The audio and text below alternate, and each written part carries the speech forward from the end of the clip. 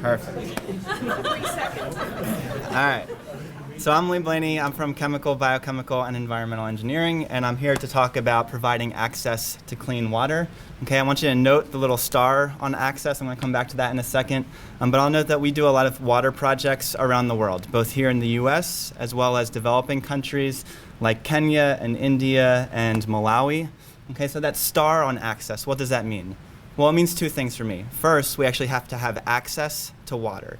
This map on the bottom your left is showing a lot of red countries and yellow countries. Those are countries that don't have complete access to water for their population. But it also means access to clean water, because I can have water, it just may not be clean. And that's a problem even in the developed world. Okay, we saw this over the past few years in Flint, Michigan. We have a great water structure, but it's not always clean. Now, in the developing world, some of the challenges that we face are really appropriate technologies. Okay, these are two pictures that came from the UMBC Engineers Without Borders chapter. This was a water supply for a village in Kenya a couple of years ago, and after our students got involved, this is their new water supply. It's clean, it's managed, and sustainable.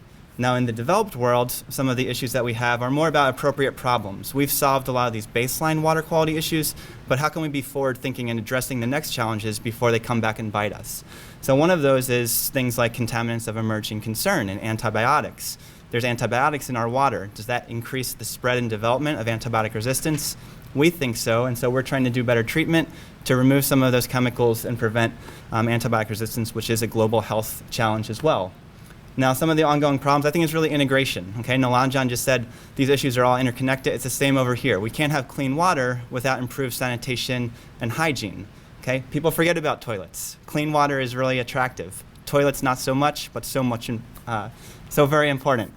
I'll miss the other part of my last slide because of this timer, but I will say that grand challenge for providing access to clean water is very intricately connected to other grand challenges with energy, with infrastructure, and with medicine. And if you're interested in learning more about those connections with water, there's going to be a field course offered this summer for the first time on the climate change forest water nexus. So come talk to me.